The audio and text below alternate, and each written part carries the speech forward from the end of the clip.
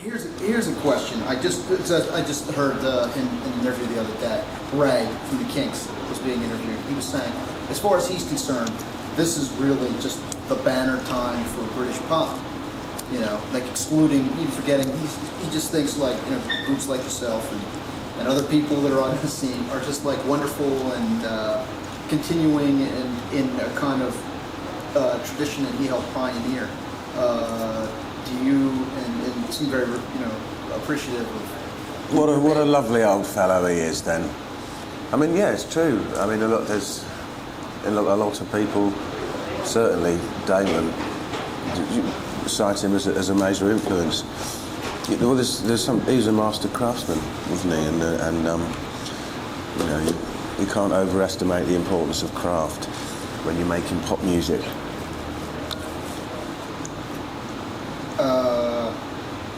No, you can't underestimate that. What places are you finding right now are really the best for Blur to play in the U.S.? Where are you really enjoying? Where the audience is good? What's a stronghold for you guys right now? We haven't really toured extensively here, but we've always come over every year and played like the 12 biggest cities. We tend to do very well on the coasts, and then sort of less and less well the further you go in towards the middle, and then in the middle we sell no records at all. Do you think almost in some way, shape, or form the group is too British for those middle American tastes, or? Yeah, I think maybe we don't rock enough. You're measured on a scale of how much you rock here, really.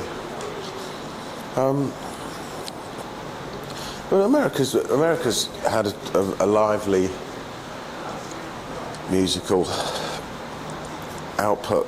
For grunge was a massive thing. Well, I'm sure you'd agree. But it's time for something new. Hootie and the Blowfish can bog off, really, can't they? It's boring. It's dull. It's not sexy. It's not telling us anything new. It's just oral Prozac. I find it amazing. I just heard on the radio the other day. 12 million records. They're approaching now the top. They're the next album poised to go into the top circle of the top 5 albums of all time. Really?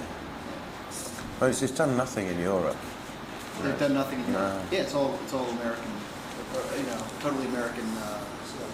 And he didn't even give Bob Dylan credit. That pisses me off. You know what I'm talking about, that one song lifts. One of their songs pitches an entire verse from Bob Dylan without even acknowledging any. God, we've all done that though, haven't we? I suppose so. Do you think the gulf between British music right now and American music is widening, or? Well, I think because of what was happening in America with grunge and everything, the British press became quite myopic and focused on all this American stuff, and I think it was what we were deliberately making British sounding music as a response to that, because Britain's got a very strong cultural identity, and we just felt it was being lost in a sea of grunge, of dysfunction. I can remember going back, I've been doing this for 15 years almost, interviewing like American bands like X and the Blasters saying, we can't get heard. It's just all America wants to hear right now are English bands. This is going back to a generation. Well, yeah. I mean, every 5 years, America gets bored of itself and British bands become big for a while. And then they get bored with that and something else happens, It's just like the tide going in and out. It's inevitable. Well, it seems very. I was telling Ian right now. I said this seems actually very good for your group. This sort of like America getting a little bored with itself at the moment, willing to stretch out. I mean, sometimes there are these periods of xenophobia in American taste, where they sort of like hate foreign bands and then they sort of like embrace new groups. How's that situation for American bands in England right now? Great. None of the ones that do really, really well over here do particularly well at home. I hear Bush, You know, Bush is not particularly Bush can't get arrested. They can't even get girlfriends at home. That sounds like an inside joke that I maybe not as with the leader. Well, it's that they came and saw us in Dusseldorf or somewhere like that, and they said they were nice boys, but it's just I find it a bit nasty what they've done. It's just a very cynically conceived record that was just created artificially for the American market by Clive Langer and Alan Winstanley, the producers. It's just Xerox grungy like. Who produced that album? Langer and Winstanley, the people. I didn't realize that. that. Yeah, oh yes. I didn't even realize They're not stupid, They want another swimming pool or something, so they just bashed out a generic tritey grunge record. A decade ago, they would have been trying to, if that blurb in there, they would have tried to produce you, right? We did. They produced one of our singles actually. Well, there you go. But they had I was just talking. But what's the point in selling American culture to Americans? What does it achieve ultimately? The Stones did it quite well. To the point now they have bands that sound indigenously American, maybe like the Black Crowes, and people say, oh, they sound like the Stones. And they're from the place the Stones sang about. It gets kind of complicated. Planet Rock. Let me ask you a question. How are your CD jackets designed? Here's an interesting theory that I have. CDs have almost destroyed the art form of the album. Completely. And you guys have found a way to get around that in a very interesting way. You actually give the person something. Well, we always pay a lot of attention to detail, with everything we do, and we spend a long time carefully considering how we're going to present our art, and so it generally takes ages. But yeah, we do put a lot of thought and effort and love and care into it. But it's true. I mean, the CDs don't look as sexy as albums. There's no question. Well, if you go back to sort of, certainly the days of groups like,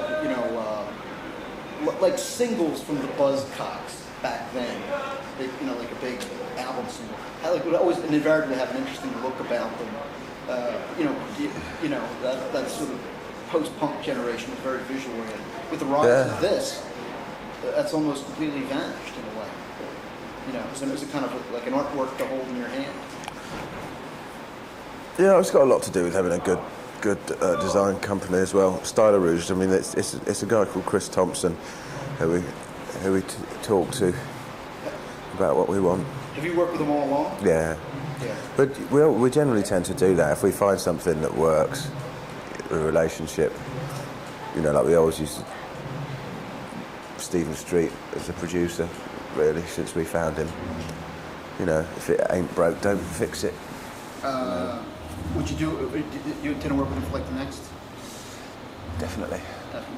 I think we're going to make the next record in Iceland. In Iceland? Yeah. Why? If we can find a studio. Oh. Why? Because I like the idea of there being no trees there. I think it'll just be interesting to go somewhere like that and make warm music. I find it interesting in Iceland. It's almost it's almost 100%. Almost 100% literacy rate, and yet almost the same number of people believe in elves. Yeah. You know what I mean? What good is reading doing them if they still believe in elves? That's beautiful, though. Yeah, really. Anyway, who do you like on the current scene? We love the Rentals, and we like Black Grape. Do you know them? Saul Ryder's new band. Yeah. There's always good music being made. I've been listening to a lot of New York music actually, like the Velvet Underground, old Blondie and Patti Smith. Yeah. I mean, it's all gone a bit punk. Tom Verlaine grew up in my neighborhood. Really? Yeah. That's kind of Good my old claim to fame. He's a great guitar player. They had capricious Yeah. genius. Yeah, very peculiar stuff. Who would you count as your primary influences? I don't know, you know, I just, if I hear anything good, I nick it. Yeah, I find it very hard to talk about influences because I'm really not sure what affects me. You know, you can't really escape from music. It's the most omniscient art form there is. You know, you can't go and buy a loaf of bread without hearing Wonderwall at the moment. You know. So you know, it all goes in there, even when you're not thinking about it. Is that hearing Wonderwall here or hearing Wonderwall Yeah. in here? Yeah. Good song. So Bravo, chaps. do you hate these guys or not? No. So this is all, you must be sick of hearing about this stuff. This is all new to us over here, you know. Well, it enabled us, both of us to sell millions of records. Yeah. And Nothing like an angle for selling a few records. it's not a bad angle, you know. It's pretty boring, really. No? Why? Because people would invariably ask you about it. And Yeah. You know, it's completely different bands, really. It's just that we sell so much more than anyone else at home. so You know, and the two singers are both cheeky, argumentative types. So your record sales are topping theirs back home. Yeah. Well, most in Europe, yeah. We've got them in Europe. Okay. But you know, it's not ultimately about how many records you sell. You know, once you've sold a few million records, you stop really worrying about that. So this whole thing was more of a function of like both being sort of like new bands coming along, rather than being established. Because they came along a little bit after you, but so you're saying that they were like kind of like the cheeky upstarts starting a fight with. Yeah. It's just very tedious, though. I'm bored of talking about it. Okay.